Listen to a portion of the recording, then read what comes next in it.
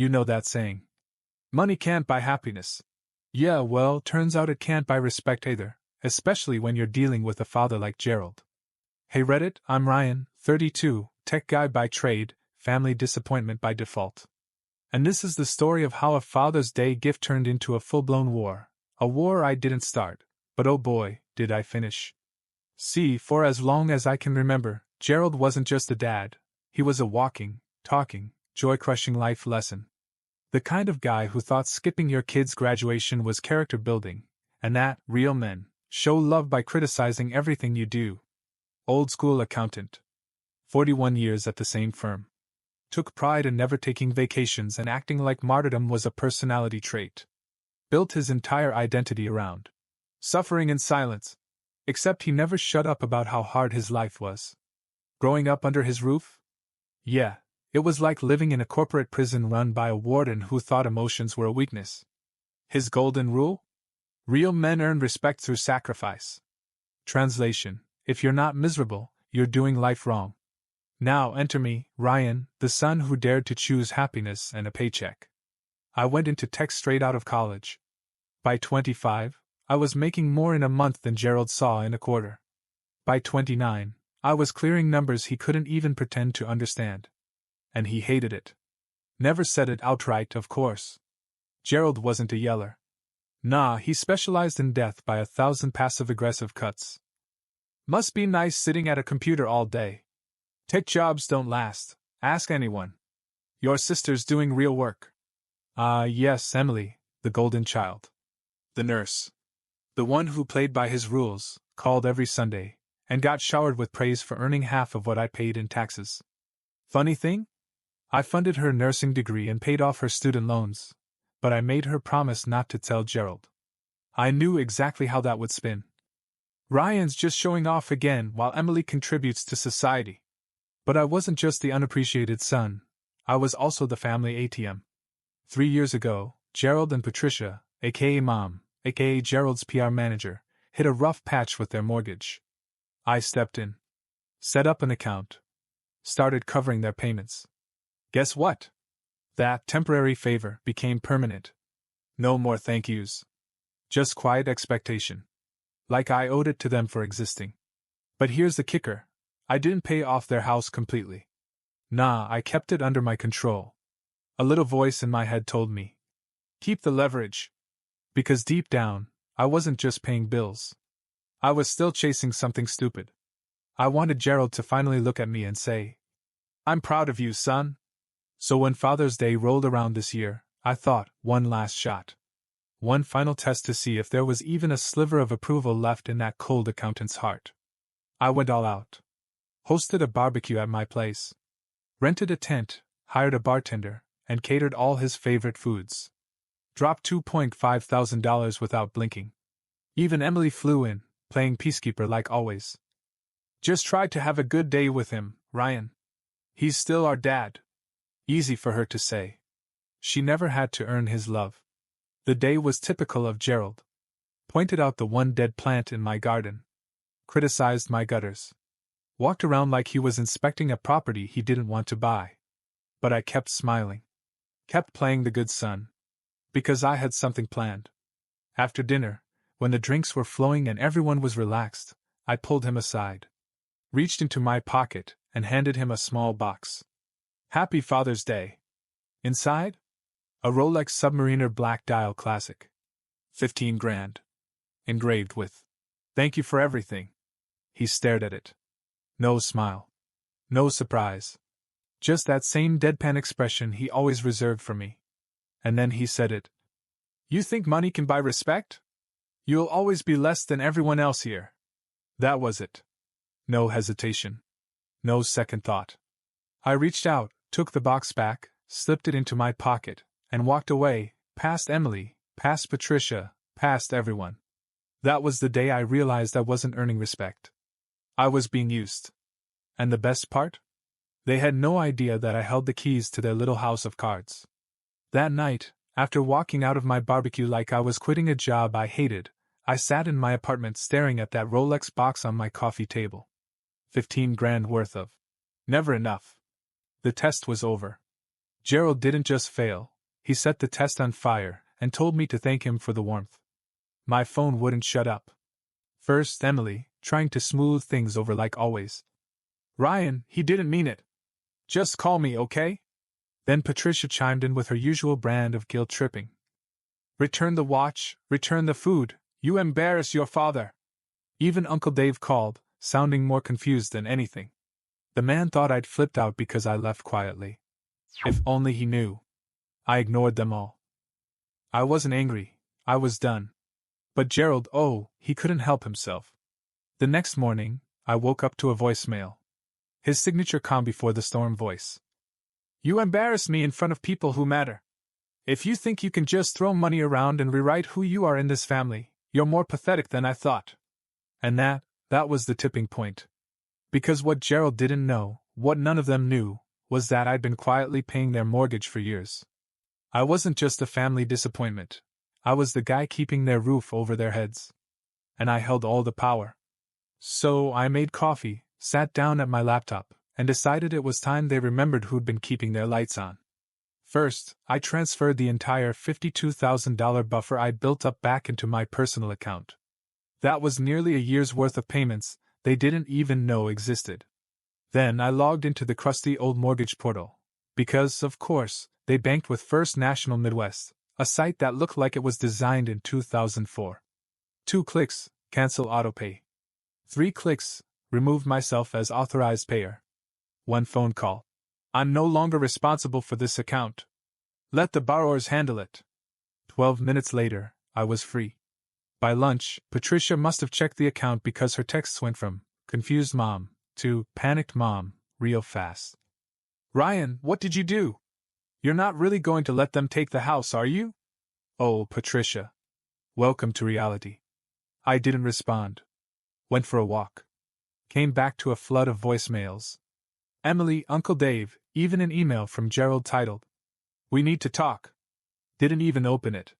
Instead, I opened my just in case folder, 3 years worth of receipts, bank statements, and every single favor they'd ever asked for, all documented and neatly organized. No more playing dumb. No more letting them pretend I was some spoiled tech bro flashing cash for attention. By the next morning, Patricia showed up at my apartment. Buzzed for 25 minutes straight before leaving a note I didn't bother reading. That evening? Another knock. I figured it was her again, or Emily. Nope. It was a guy who looked like he got fired from a security job at a strip mall. Black jacket. Gray pants. Dead eyes. He stared at me and said, Your dad sends his regards. Then walked away. No threats. No drama. Just a message. Good thing I'd installed a doorbell cam after Patricia's first visit. Saved the footage. Noticed his license plate. Because when I checked my door the next morning, there were fresh marks on the lock, like someone had tried to pick it. Turns out, Gerald wasn't just mad, he was playing dirty. But what he didn't realize is that while he was busy hiring goons, I was about to expose every skeleton in his financial closet. So, after seeing that my lock had been tampered with, I did what any sane person would do. I made myself a coffee, sat down, and filed a police report like I was ordering takeout. No panic. No calls to Gerald. Just cold, calculated documentation. I attached the doorbell cam footage, sent over the plate number, and let the cops do their thing. Meanwhile, I called up my buddy, let's call him Tony, a guy who knows a guy when it comes to private matters. You know, the kind of friend who never asks why you need information, just how fast you need it. Tony ran the plate. Turns out, Gerald's little messenger boy was a known associate of some bottom-tier security firm, the kind that's one Yelp review away from being shut down. Classic Gerald, always hiring discount muscle. But here's where things got interesting. While Tony was pulling strings, I started thinking, if Gerald was willing to send someone to intimidate me over a mortgage, what else was he hiding? So, I started digging. Now, being in tech has its perks. Let's just say I know how to navigate public records, financial databases, and certain gray areas. Within a few hours, I had a clearer picture of Gerald's finances than Patricia probably ever did. Maxed out credit cards across 4 banks. A personal loan he'd been hiding from the family. And get this, 2 offshore accounts tied to a shell company in Belize. Yeah, my suffering accountant father was stashing cash overseas while playing victim at home. I also found out he'd been quietly borrowing against his retirement fund, probably to cover debts or, knowing Gerald, to fund whatever shady side deals he was into with his old buddy Stan, his equally slimy business partner. But the cherry on top? Gerald had taken out a life insurance policy on me. $750,000 payout. Guess who the beneficiary was? That's right, good old Dad. Now, I'm not saying Gerald was planning anything crazy, but after sending a thug to my door and then finding out he profits if I suddenly disappear? Yeah, that's when the hairs on the back of my neck stood up. I forwarded everything to Linda, a PI I'd used before when helping a friend deal with a messy divorce. She was sharp, discreet, and had a knack for uncovering dirt. Within days, Linda dug up even more. Gerald had debts with some very unfriendly people. His name popped up in a fraud investigation tied to Stan's company. And apparently, he'd been trying to transfer assets into Emily's name behind Patricia's back, probably prepping for when the walls came crashing down. I realized Gerald wasn't just toxic, he was desperate. And desperate people are dangerous. So I lawyered up. Called Greg, a bulldog of an attorney who lives for cases like this. We prepped restraining orders, flagged the life insurance policy, and made sure every legal shield was up. But I wasn't stopping there. If Gerald wanted to play games, I was flipping the board. I tipped off the IRS about those offshore accounts. Sent anonymous packets to his company's compliance department. Even made sure Stan's name got a little extra attention in that fraud case. By the end of the week, Gerald wasn't just dealing with me, he was dealing with law enforcement, tax agencies, and corporate lawyers. And just when I thought things couldn't get any juicier, Emily called. But not to defend Gerald. She was panicking, because Dad's mess was starting to drag her down too. So, my phone lights up, it's Emily. I almost didn't answer, but curiosity got the better of me. I figured it'd be more. Ryan, how could you do this to Dad? Nonsense. Nope. The second I picked up, I could hear it, panic. Full on, voice shaking. My world is collapsing. Panic. Ryan. I think Dad's in serious trouble. And he's dragging me into it. Now, Emily's always been Gerald's #1 fan. She defended him through everything.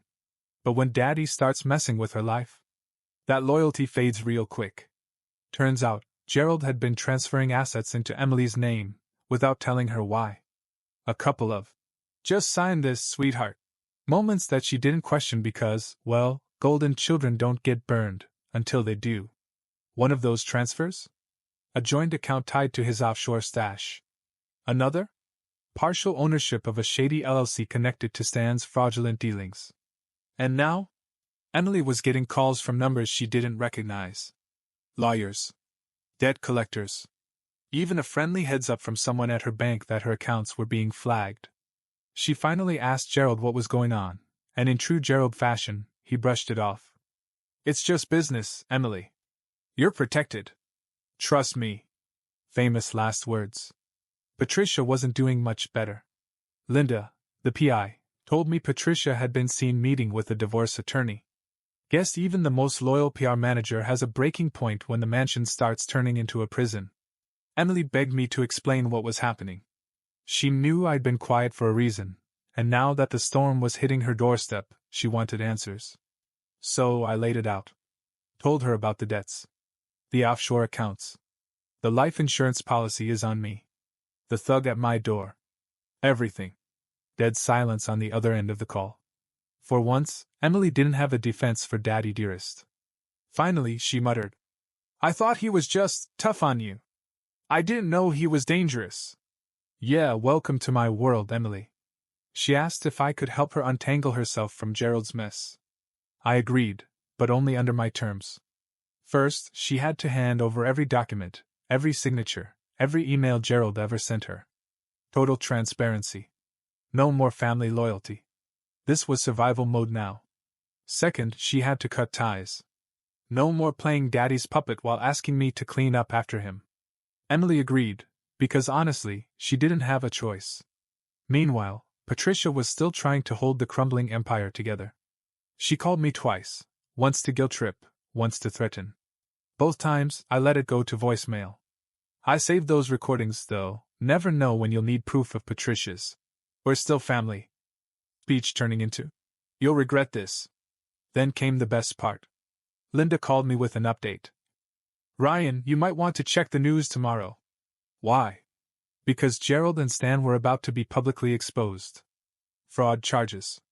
Tax evasion. Asset seizures. Everything was coming down. And me?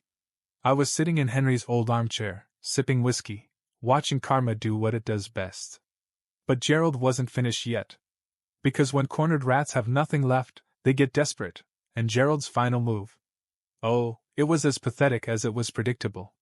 It was a Wednesday, because of course, rock bottom arrives midweek, when I heard a knock at my door. Not a buzz, not a call ahead. A knock. Old school. Desperate. I checked the cam, and there he was, Gerald. Gone was the stiff, self-righteous accountant who lectured me about earning respect. Standing on my porch was a man who looked like life had chewed him up and spit him out. The suit? Wrinkled. The tie? Missing. The pride? Left somewhere back in 2020. For a second, I considered ignoring him. Let him stand there and marinate in his downfall. But curiosity won. I opened the door, leaned against the frame, and waited. No greeting. No fake smile. Just silence. Gerald cleared his throat, like it physically hurt to speak first. "Ryan, we need to talk." "Oh, now it's we, huh?" He launched into this pathetic monologue about how things had spiraled beyond his control. How Stan had betrayed him. How the IRS was unreasonable. And my personal favorite, how Patricia had filed for divorce and frozen what little assets he had left. I swear, I almost offered him popcorn. Finally, he got to the point. "I need your help. Just until I can get back on my feet." I raised an eyebrow. "You mean the feet you kicked out from under yourself?" He flinched but kept going, like rehearsing this speech in his car gave him enough fake confidence to power through. "You've always been successful, Ryan. You're stable. It's time you stepped up for this family." This family? The same one where I was always second best. The same father who told me a Rolex didn't make me worthy. I let him talk himself in circles, excuses, half apologies, veiled insults disguised as compliments. Classic Gerald. Even when begging, he couldn't help but remind me that he never truly respected me. When he finally ran out of words, I smiled, the kind of smile you give when you've been waiting years for this exact moment. "You remember Father's Day?" I asked. He frowned, caught off guard. "When I gave you that Rolex, and you told me I'd always be less than everyone else here?" He shifted uncomfortably but said nothing. I stepped closer, dropped my voice so he'd really hear it. "You were right. I'll always be less involved in your life. Less available. Less forgiving." Then I handed him something. No, not a check. It was a business card. On it, the number for a local shelter. A place that offered free meals and temporary housing. Gerald stared at it like I'd slapped him. "You think this is funny?" he snapped, his old arrogance flickering back for just a second. I shrugged. "No, I think it's fair. You told me money doesn't buy respect.